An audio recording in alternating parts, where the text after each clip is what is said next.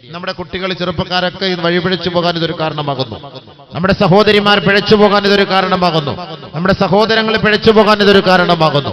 നമ്മുടെ സഹോദരിമാരുടെ കൈകളിലുള്ള മൊബൈലുകൾ, അതിൽ വരുന്ന ഓരോ മെസ്സേജുകൾ അത് എടുക്കാൻ കഴിയാതെ ഒരുപക്ഷെ അത് ഹാങ്ങിങ് ആയി പോയാൽ അത് ഏതെങ്കിലും മൊബൈൽ കടകളിൽ കൊണ്ട് കൊടുക്കുമ്പോൾ അവർ അതിനുള്ള മെസ്സേജുകൾ മുഴുവനും ഊറ്റിയെടുക്കുകയാണ്. അത് നമ്മൾ ആരും അറിയുന്നില്ല, രഹസ്യമായിട്ട്. അതുകൊണ്ട് ഞാൻ എല്ലാ പ്രഭാഷണങ്ങളിലും പറയും, നമ്മുടെ സഹോദരിമാർ മൊബൈൽ നമ്മൾ കടകളിൽ കൊണ്ട് കൊടുക്കരുത്. അത് കേടായി പോയാൽ അല്ലെങ്കിൽ അത്രയ്ക്കും വിശ്വസ്തരായ ആളുകളുടെ കൈകളിലേ കൊടുക്കാവൂ. പ്രത്യേകിച്ച് സ്ത്രീകൾ കൊണ്ടുപോയി മൊബൈൽ കടകളിൽ കൊടുത്താൽ പ്രത്യേകമായി അവർ അത് ഗവേഷണം നടത്തും. പുരുഷന്മാർ കൊണ്ടുപോയാൽ അങ്ങനെ ഗവേഷണം നടത്താറില്ല. അതുകൊണ്ട് നമ്മുടെ മൊബൈൽ കേടായാൽ നമ്മുടെ ആൺകുട്ടികളുടെ കയ്യിൽ കൊടുത്തു വിടണം. അങ്ങനെ ചെയ്യാവും. പക്ഷെ നമ്മുടെ സഹോദരിമാർ, ഞാനിങ്ങനെ കഴിഞ്ഞ ദിവസം കണ്ണൂർ ഒരു പരിപാടിയിൽ ഞാൻ അവിടെ ഒരു കടയിൽ നിൽക്കുമ്പോൾ ഒരു പെൺകുട്ടി ഇതുപോലെ ഒരു മൊബൈൽ ഉണ്ട് നമ്മുടെ മൊബൈൽ കടയിൽ. ഞാൻ മൊബൈൽ കടയിൽ പോയതാണ്, നമ്മുടെ ഒരു സുഹൃത്താണ്. അങ്ങനെ അവിടെ സംസാരിച്ചുകൊണ്ട് നിൽക്കുമ്പോൾ ഒരു മുതിർന്ന ഒരു പെണ്ണൊരു മൊബൈൽ കൊണ്ടുവന്നാൽ ഇതിൽ എന്തൊക്കെ ചെറിയ പ്രശ്നമുണ്ടെന്ന് ശരിയാക്കി തരാൻ പറഞ്ഞു. മുസ്ലിം പെണ്ണ. ഞാൻ പറഞ്ഞു, പെണ്ണെ, നീ എന്തടിസ്ഥാനത്തിലാണ് ഈ മൊബൈൽ കൊണ്ട് നീ കടക്കാരുടെ മുന്നിൽ കൊടുക്കുന്നത്? ഇതിനകത്തുള്ള രഹസ്യങ്ങൾ അല്ലെങ്കിൽ നിങ്ങളുടെ ഫാമിലി ഫോട്ടോ അല്ലെങ്കിൽ നിങ്ങളുടെ സീക്രട്ട് പ്രശ്നങ്ങൾ, വിഷയങ്ങൾ, മെസ്സേജുകൾ ഇതെല്ലാം ഇവർ ചോർത്തിയെടുക്കൂലേ? നീ എന്തടിസ്ഥാനത്തിലാണ് കൊണ്ട് കൊടുക്കുന്നത് വെച്ചപ്പോ അത് ഞങ്ങൾക്ക് വിശ്വാസമുള്ളവരായത് കൊണ്ട് വന്നതാണ് ഉസ്താദെ എന്ന് പറയും. കടക്കാരൻ വിശ്വാസമുള്ളവനായിരിക്കാം മുതലാളി, പക്ഷെ ആ കടയിൽ ഉള്ളവർ വിശ്വാസമുള്ളവരായിരിക്കുമോ? എല്ലാവരും ഇന്ത്യാന ഹോസ്പിറ്റൽ ലത്തീഫിച്ചാന്റെ എന്ന് പറഞ്ഞ് അമ്മ പോകും, കുറച്ച് പൈസ എല്ലാം കുറച്ച് തരുമെന്ന്. മൂപ്പിൽ അവിടെ കാണൂലല്ലോ, അതല്ലേ സമയം. എല്ലാവരും നമ്മുടെ ലത്തീഫിച്ചാന്റെ നമുക്ക് പോവാം, അവിടെ പോയാൽ നമുക്ക് ഉപ്പളക്കേറ്റുകാർക്ക് കുറച്ച് പൈസ എല്ലാം കുറച്ച് തരുമെന്ന് പറഞ്ഞ് നമ്മളവിടെ പോകും. മൂപ്പിലല്ലോ സംഭവം ചെയർമാൻ ആയിരിക്കാം, അല്ലെങ്കിൽ അവിടുത്തെ MD ആയിരിക്കാം, ഒക്കെ ആയിരിക്കാം, സംഭവം ശരി തന്നെ ആയിരിക്കാം. ആളവിടെ കാണൂലല്ലോ. അദ്ദേഹത്തെ വിശ്വസിച്ചായിരിക്കും നമ്മൾ അവിടെ പോകുന്നത്. എന്ന് പറഞ്ഞല്ലേ, മൊബൈൽ കടക്കാരനെ വിശ്വസിച്ച് നമ്മൾ പോകും. പക്ഷെ മൊബൈൽ കടക്കാരൻ അവിടെ ഇല്ല, ജോലിക്കാരാണ്. അവർക്ക് നിന്റെ ചാരിത്രം എന്തെന്ന് അറിയില്ല. അവർ നിന്റെ രഹസ്യങ്ങളെല്ലാം ചോർത്തിയെടുക്കാൻ അവരത് കാരണമായി തീർന്നേക്കാം. അതുകൊണ്ട് ബഹുമാനമുള്ള സഹോദരി സഹോദരന്മാരെ, മൊബൈൽ കൊണ്ട് നമുക്ക് ധാരാളം ഗുണങ്ങളുമുണ്ട്, ധാരാളം ദോഷങ്ങളുമുണ്ട്. ഇന്ന് നമ്മുടെ കാലഘട്ടത്തിൽ നമ്മുടെ ചെറുപ്പക്കാരായ കുട്ടികളുടെ കൈകളിൽ നമ്മുടെ മൊബൈൽ നമ്മൾ ഒഴിവാക്കണം. ഞാൻ ഈ അടുത്ത സമയത്ത്, കഴിഞ്ഞ ദിവസം ഞാനിവിടെ കാസർഗോഡ് ജില്ലയിൽ നമ്മുടെ നെല്ലിക്കുന്ന് പ്രഭാഷണത്തിന് ഞാൻ വന്നു. ഞാൻ ഇവിടെ നിന്ന് തിരിച്ച് നാട്ടിലേക്ക് പോകുമ്പോൾ എന്റെ വാഹനത്തിൽ ഒരു കൗൺസിലർ ഉണ്ടായിരുന്നു, ഒരു ഡോക്ടർ. അദ്ദേഹം ഈ കൗൺസിൽ ചെയ്യുന്ന ആളാണ്. കുറെ അനുഭവങ്ങൾ അദ്ദേഹവും ഞാനുമായിട്ട് ഇങ്ങനെ പങ്കിട്ടു. അദ്ദേഹത്തിന്റെ ജീവിതത്തിൽ അന്ന് സംഭവിച്ച ഓരോരോ സംഭവ വികാസങ്ങൾ അദ്ദേഹം എന്നോട് പറയുകയുണ്ടായി. അതിൽ അദ്ദേഹം പറഞ്ഞൊരു വാക്ക്, എന്നെ ഞെട്ടിപ്പിച്ചതും എന്നെ അത്ഭുതപ്പെടുത്തിയതുമായ ഒരു വാക്ക്, ദുബായിൽ അദ്ദേഹം ഈ അടുത്ത സമയത്ത് ഒരു കൗൺസിലിംഗിന്റെ പരിപാടിക്ക് പോയപ്പോൾ 3 വയസ്സായ ഒരു കുട്ടി സെക്സിന് അഡിക്റ്റ് ആയിപ്പോയി. 3 വയസ്സ്. നമ്മൾ വിശ്വസിക്കോ? കേരളക്കാരിയാണ്, ജില്ല ഒന്നും ഞാൻ പറയുന്നില്ല. അദ്ദേഹം എന്നോടെല്ലാം വളരെ വ്യക്തമായിട്ട് പറഞ്ഞു, മുസ്ലിം കുടുംബത്തിൽപ്പെട്ടവർ. 3 വയസ്സായ കുട്ടി, ആ കുട്ടിയുടെ കയ്യിൽ ഉമ്മയും ഉപ്പയും മൊബൈൽ കൊടുത്തു കളിക്കാൻ. നമ്മുടെ കുട്ടികളുടെ കയ്യിൽ മൊബൈൽ കൊടുക്കും, ഗെയിം കളിക്കട്ടെ എന്ന് പറഞ്ഞിട്ട് മൊബൈൽ കൊടുക്കും. ഇന്നത്തെ കൊച്ചു കുട്ടിയുടെ കയ്യിൽ നിങ്ങൾ മൊബൈൽ കൊടുത്തു നോക്ക്, കറക്റ്റ് ആയിട്ട് അത് എടുക്കും, അതിന്റെ മെസ്സേജുകൾ എടുക്കും, നമ്മളെ കോൾ ചെയ്യും. നമ്മുടെ കുട്ടികൾ 2 വയസ്സ് 3 വയസ്സുള്ള കുട്ടികളാണ്. മൊബൈൽ കൊടുത്തു നോക്ക്, ഉപ്പാന്റെ മെസ്സേജുകൾ എടുക്കുന്നത് കുട്ടികളാണ്. അതുകൊണ്ട് നമ്മൾ മനസ്സിലാക്കണം, ആ കുട്ടി 3 വയസ്സായ കുട്ടി 6 മാസമായിട്ട് ഈ മൊബൈലിലൂടെ ഈ സെക്സ് കാണുകയാണ്. അറിയുന്നില്ലല്ലോ കുഞ്ഞിന്. അത് കണ്ടപ്പോൾ ഒരു ആസ്വാദനം, അങ്ങനെ സ്ഥിരമായിട്ട് അത് കാണാൻ തുടങ്ങി. മാനസികമായ പ്രശ്നങ്ങളായി ആ പിതാവ് ആത്മഹത്യയുടെ വക്കിലേക്ക് വരെ എത്തി. കാരണം ആ പിതാവോ മാതാവോ ഇതൊന്നും കാണാറില്ല.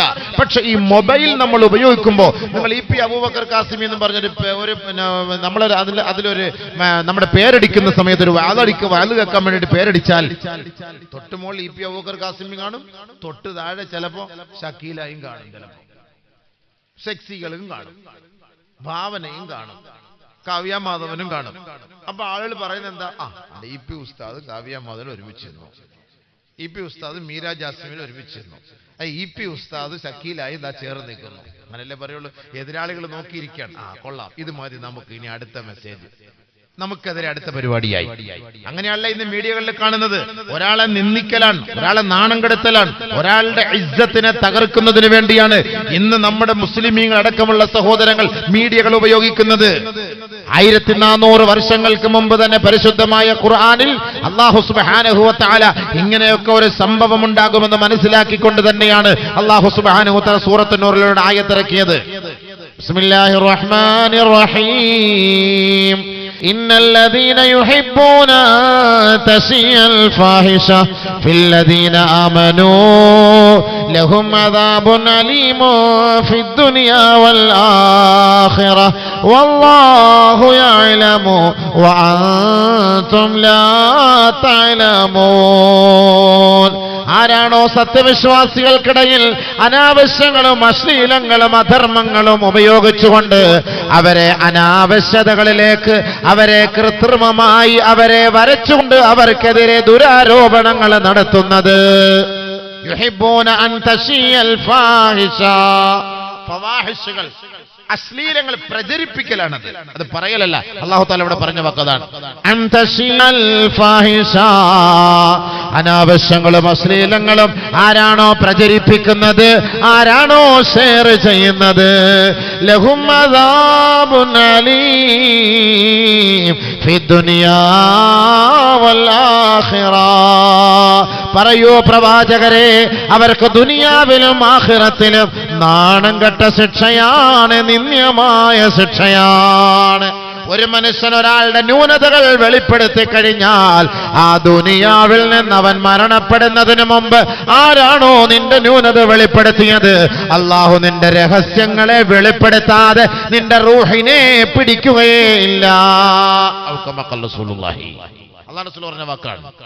നമ്മുടെ ന്യൂനത, ഒരാളുടെ ന്യൂനത സോഷ്യൽ മീഡിയയിലൂടെ പ്രചരിപ്പിക്കാനാണ്, അവനെക്കുറിച്ച് അനാവശ്യങ്ങളും അനർത്ഥങ്ങളും പ്രചരിപ്പിക്കാനാണ് നിന്റെ ആഗ്രഹമെങ്കിൽ അല്ലാഹു സുബ്ഹാനഹു വ തആല നീ മരിക്കുന്നതിന് മുമ്പ് നിന്നെയും നാണം കെടുത്തിയിട്ടല്ലാതെ ഈ ഭൂലോകത്ത് നിന്ന് അല്ലാഹു തആല നിന്നെ മരിപ്പിക്കുകയില്ല. നബിയുനാ റസൂലുള്ളാഹി സ്വല്ലല്ലാഹു അലൈഹി വസല്ലം വാക്കാണ്. നമുക്ക് ഒരാളുടെ ഐബുകൾ വെളിപ്പെടുത്താൻ എന്താണ് അവകാശം? ഒരാളുടെ ന്യൂനതകൾ വെളിപ്പെടുത്താൻ മറ്റൊരാൾക്ക് എന്താണ് അവകാശം? അല്ലാഹു സത്താറുൽ ഉയൂബാണ്. ഐബുകളെ മറച്ചു വെക്കുന്നവനാണ് അല്ലാഹു. എത്ര പേരുടെ ഐബുകൾ, രഹസ്യങ്ങൾ അല്ലാഹു മറച്ചു വെക്കുന്നത്? പാതിരാത്രി എങ്ങാനും സൂര്യൻ ഉദിച്ചാൽ ഇവിടുത്തെ മാന്യന്മാരുടെ എല്ലാവരുടെ അവസ്ഥകൾ അറിയാൻ കഴിയുമായിരുന്നു, അവന്റെയൊക്കെ അവസ്ഥ എന്താണെന്നുള്ളത്. അതുകൊണ്ട് കുല്ലും മഈബുൻ ഇല്ലല്ലാഹ്, അല്ലാഹ് അല്ലാത്തതെല്ലാം ന്യൂനതയുള്ളതാണ്. എല്ലാത്തിനും ന്യൂനതയുണ്ട്, ന്യൂനതയില്ലാത്തത് ആരുമില്ല. ഒരാളുടെ ന്യൂനതകളിലേക്ക് നോക്കരുത്, ഒരാളുടെ ഔറത്തിലേക്ക് നോക്കരുത്, ഒരാളുടെ ഐബിലേക്ക് നോക്കരുത്.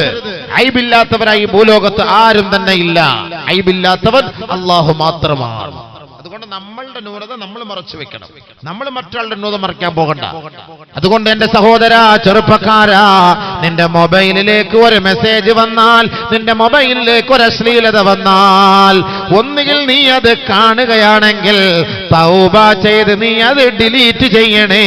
നിന്റെ സുഹൃത്തുക്കൾക്ക് നീ അത് കൈമാറരുതേ.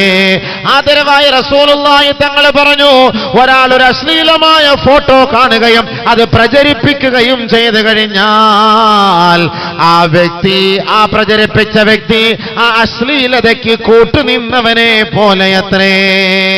ഒരു വ്യഭിചാരത്തിന്റെ ഫോട്ടോ നമ്മുടെ മൊബൈലിലേക്ക് വന്നു, നമ്മളത് മറ്റൊരാൾക്ക് മെസ്സേജ് ചെയ്തു കൊടുത്തു.